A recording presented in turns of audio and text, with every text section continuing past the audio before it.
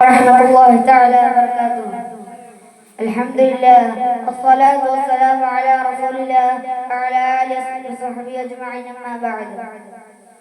ബഹുമാനപ്പെട്ട ഉസ്താദുമാരെ, ശബ്ദം ക്ഷമിക്കുന്ന മുതഅല്ലിം സുഹൃത്തുക്കളെ, വിദ്യാർത്ഥികളെ, സർഗവസന്തം പെയ്തിറങ്ങുന്ന ഇബ്തിഹാജിന്റെ നയന മനോഹരമായ വേദിയിൽ ആണല്ലോ നാം ഇരിക്കുന്നത്. ഇവിടെ എനിക്ക് ലഭിച്ചിരിക്കുന്ന വിഷയം നബിയോടുള്ള സ്നേഹം, വിശ്വാസിയുടെ അടയാളം എന്ന വിഷയത്തെ ആസ്പദമാക്കിക്കൊണ്ട് അല്പം സംസാരിച്ച് എന്റെ വാക്കുകൾ ഞാൻ വിരാമം കൊടുക്കാം. ആദം തൗഫീഖ് നൽകുമാറാകട്ടെ. ആമീൻ. മനുഷ്യകുലത്തിന് അല്ലാഹു തആല നൽകിയ ഏറ്റവും വലിയ അനുഗ്രഹമായ നബി സല്ലല്ലാഹു അലൈഹി വസല്ലമയെ കുറിച്ചും അവിടുത്തോടുള്ള സ്നേഹത്തെ കുറിച്ച് സംസാരിക്കാനാണ് ഞാൻ ഇവിടെ നിൽക്കുന്നത്. ഒരു വിശ്വാസിയുടെ ഹൃദയത്തിലെ ഏറ്റവും വലിയ സമ്പാദ്യം പ്രവാചക സ്നേഹമാണ്. എന്താണ് പ്രവാചക സ്നേഹം? അല്ലാഹു ഖുർആനിലൂടെ പറയുന്നു, ബിസ്മില്ലാഹിർ റഹ്മാനിർ റഹീം, ഖുൽ ഇൻ കുൻതും തുഹിബ്ബൂനല്ലാഹ ഫത്തബിഊനി യുഹിബ്ബുകുമുല്ലാഹു വയഗ്ഫിർ ലക്കും ദുനൂബക്കും വല്ലാഹു ഗഫൂറുർ റഹീം. നബിയേ, താങ്കൾ പറയുക, നിങ്ങൾ അല്ലാഹുവിനെ സ്നേഹിക്കുന്നുണ്ടെങ്കിൽ എന്നെ പിന്തുടരുക. എങ്കിൽ അല്ലാഹു നിങ്ങളെ സ്നേഹിക്കുകയും നിങ്ങളുടെ പാപങ്ങൾ പുറത്തുതരികയും ചെയ്യും. അതായത് അല്ലാഹുവിന്റെ സ്നേഹം ലഭിക്കാനുള്ള ഒരു വഴി തങ്ങളെ സ്നേഹിക്കലും പിൻപറ്റലുമാണ്. നബിയെ സ്നേഹിക്കാത്ത ഒരാൾക്ക് ഒരിക്കലും സത്യവിശ്വാസിയാകാൻ കഴിയില്ല.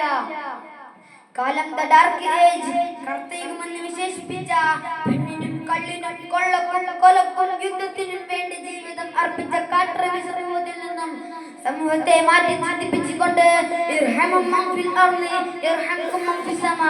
നിങ്ങൾ ഭൂമിയുള്ളവർക്ക് കരുണ ചെയ്യുക, എങ്കിൽ ആകാശത്തുള്ളവർ നിങ്ങൾക്ക് കരുണ ചെയ്യുമെന്ന് പഠിപ്പിച്ച സ്നേഹവും സഹനവും കരുണവും പഠിപ്പിച്ചവരായിരുന്നു സല്ലല്ലാഹു അലൈഹി വസല്ലം തങ്ങൾ. സ്ത്രീകൾക്ക് ജനിക്കാൻ സ്വാതന്ത്ര്യമില്ലാതിരുന്ന അറേബ്യൻ സമൂഹത്തിൽ ഒരു പെൺകുഞ്ഞിന് ജന്മം നൽകി അവളെ വളർത്തി വലുതാക്കി വിവാഹം കഴിപ്പിച്ച മാതാപിതാക്കൾക്ക് സ്വർഗ്ഗമെന്ന പ്രഖ്യാപനത്തിലൂടെ സ്ത്രീകൾക്ക് ജനിക്കാനുള്ള അവകാശം നബി സല്ലല്ലാഹു അലൈഹി വസല്ലം തങ്ങൾ നേടിക്കൊടുത്തു. നബി തങ്ങളുടെ മഹത്വത്തെ കുറിച്ച് ഭൗതിക ചിന്തകനായ ജോർജ് ബെർണാഡ് ഷാ പറഞ്ഞത് ശ്രദ്ധേയമാണ്. ഈ ആധുനിക ലോകത്തിന്റെ ഭരണം മുഹമ്മദ് നബി സല്ലല്ലാഹു അലൈഹി വസല്ലം പോലെയുള്ള ഒരാൾ ഏറ്റെടുക്കുകയാണെങ്കിൽ ലോകം നേരിടുന്ന സകല പ്രശ്നങ്ങളും പരിഹരിക്കാൻ അദ്ദേഹത്തിന് സാധിക്കും. ലോകം ആദരിക്കുന്ന ആ പ്രവാചകനെ സ്നേഹിക്കാൻ കഴിയണം. നബി സല്ലല്ലാഹു അലൈഹി വസല്ലം നമ്മളെ എങ്ങനെ സ്നേഹിക്കണമെന്ന് സഹാബികൾ നമുക്ക് കാണിച്ചു. ഒരിക്കൽ ഉമർ സല്ലല്ലാഹു അലൈഹി വസല്ലമയോട് പറഞ്ഞു, നബിയേ, എന്റെ ജീവനൊഴികെ മറ്റെന്തിനേക്കാളും ഞാൻ അങ്ങയെ സ്നേഹിക്കുന്നു. അപ്പോൾ നബി സല്ലല്ലാഹു അലൈഹി വസല്ലം പറഞ്ഞു, ഉമറേ, പോരാ, എന്റെ ജീവനേക്കാൾ ഞാൻ നിനക്ക് പ്രിയപ്പെട്ടവനാകണം.